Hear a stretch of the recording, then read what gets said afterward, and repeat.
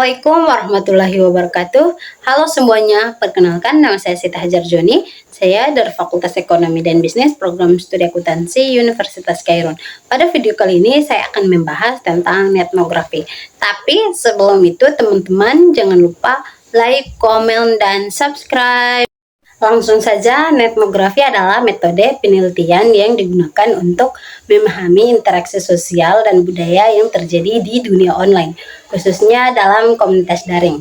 Singkatnya, etnografi adalah etnografi digital.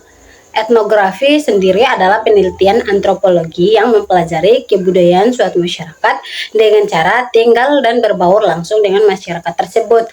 Nah, etnografi melakukan hal yang mirip, tapi penelitiannya dilakukan di dunia maya, misalnya di media sosial, forum online, atau komunitas game online. Para peneliti yang menggunakan etnografi berperan sebagai pengamat partisipan di dunia online. Mereka mengamati interaksi yang terjadi, cara berkomunikasi para pengguna, sampai tren dan kebiasaan yang terbentuk di komunitas tersebut. Dengan data-data tersebut, peneliti etnografi bisa memahami budaya digital yang berkembang di komunitas online. Kemudian yang kedua yaitu mengapa etnografi penting dalam penelitian. Etnografi menjadi semakin penting dalam penelitian karena beberapa alasan. Yang pertama yaitu memahami budaya digital. Dunia digital telah menjadi bagian integral dari kehidupan sehari-hari, dan budaya digital pun berkembang pesat. Etnografi memungkinkan para peneliti untuk memahami budaya digital ini dengan cara yang mendalam, termasuk norma, nilai, dan perilaku yang dianut oleh pengguna internet. Kemudian yang kedua yaitu mengakses komunitas online. Banyak komunitas online yang sulit diakses melalui metode penelitian tradisional. Etnografi memungkinkan para peneliti untuk masuk ke dalam komunitas ini dan mengamati interaksi dan perilaku mereka secara langsung. Kemudian yang ketiga yaitu memperoleh data yang kaya dan mendalam. Etnografi memungkinkan para peneliti untuk mengumpulkan data yang kaya dan mendalam tentang berbagai topik, seperti perilaku konsumen, opini publik, dan tren budaya. Data ini dapat digunakan untuk mengembangkan berbagai macam produk, layanan, dan kebijakan yang lebih efektif. Kemudian yang keempat yaitu hemat biaya dan waktu. Dibandingkan dengan metode penelitian tradisional, etnografi dapat dilakukan dengan lebih hemat biaya dan waktu. Hal ini karena para peneliti tidak perlu melakukan perjalanan ke lokasi penelitian dan dapat mengumpulkan data secara online. Yang kelima yaitu kemampuan untuk mengikuti perkembangan. Dunia digital terus berkembang pesat.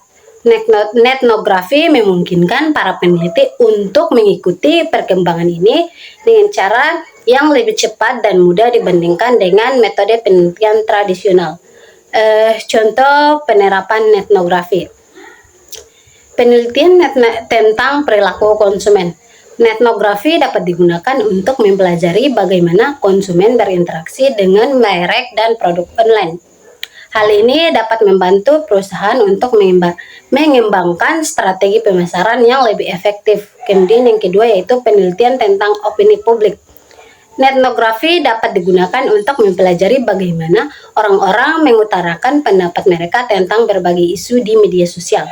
Hal ini dapat membantu pemerintah dan organisasi nirlaba untuk memahami kebutuhan dan keinginan masyarakat. Kemudian penelitian tentang tren budaya. Etnografi dapat digunakan untuk mempelajari tren budaya yang berkembang di komunitas online. Hal ini dapat membantu perusahaan untuk organisasi untuk mengembangkan produk dan layanan yang sesuai dengan kebutuhan masyarakat. Intinya, etnografi adalah metode penelitian yang penting untuk memahami dunia digital dan budaya digital. Etnografi memungkinkan para peneliti untuk mengumpulkan data yang kaya dan mendalam tentang berbagai topik, mengakses komunitas online, dan mengikuti perkembangan dunia digital dengan cara yang lebih cepat dan mudah.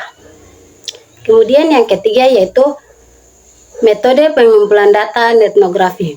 Etnografi menggunakan berbagai metode untuk mengumpulkan data tentang komunitas online. Di antaranya yaitu Yang pertama, observasi partisipan. Peneliti etnografi bergabung dengan komunitas online dan berpartisipasi dalam interaksi dan aktivitas mereka. Peneliti mengamati bagaimana anggota komunitas berinteraksi satu sama lain, norma dan nilai yang mereka anut, dan bagaimana mereka menggunakan teknologi. Kemudian yang kedua yaitu wawancara online. Peneliti etnografi melakukan wawancara online dengan anggota komunitas untuk mendapatkan pemahaman yang lebih mendalam tentang pengalaman dan pandangan mereka. Wawancara dapat dilakukan melalui berbagai platform online seperti email, forum online, atau video call. Kemudian yang ketiga yaitu analisis teks. Peneliti etnografi menganalisis teks yang dihasilkan oleh anggota komunitas online seperti posting forum, komentar, dan Twitter. Analisis teks dapat digunakan untuk mengidentifikasi tema dan pola dalam interaksi online. Kemudian yang keempat yaitu analisis media. Peneliti etnografi menganalisis media yang dibagikan oleh anggota komunitas online seperti gambar, video. Analisis media dapat digunakan untuk memahami bagaimana anggota komunitas menggunakan media untuk mengekspresikan diri dan berkomunikasi satu sama lain. Kemudian yang kelima yaitu etnografi otomatis. Peneliti etnografi menggunakan alat dan teknik otomatis untuk mengumpulkan dan menganalisis data online. Alat-alat ini dapat membantu peneliti untuk mengumpulkan data dalam jumlah besar dan menganalisisnya dengan lebih cepat dan efisien. Penting untuk dicatat bahwa etnografi adalah metode penelitian kualitatif, sehingga data yang dikumpulkan tidak bersifat statistik. Etnografi membutuhkan waktu dan kesabaran karena peneliti perlu membangun kepercayaan dengan anggota komunitas online.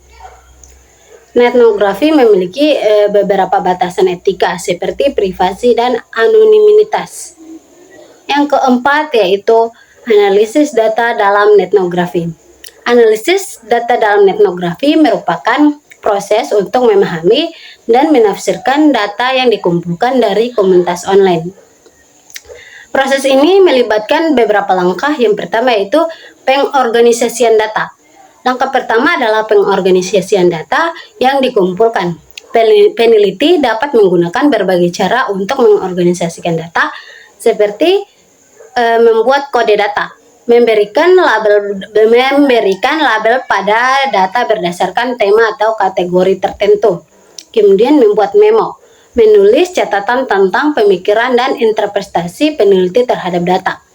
Kemudian membuat diagram dan tabel, menggambarkan data secara visual untuk memudahkan analisis. Kemudian yang kedua yaitu interpretasi data. Langkah selanjutnya adalah menginterpretasikan data yang telah diorganisir. Peneliti berusaha memahami makna di balik data dan bagaimana data tersebut dapat menjawab pertanyaan penelitian. Yang ketiga yaitu identifikasi tema dan pola.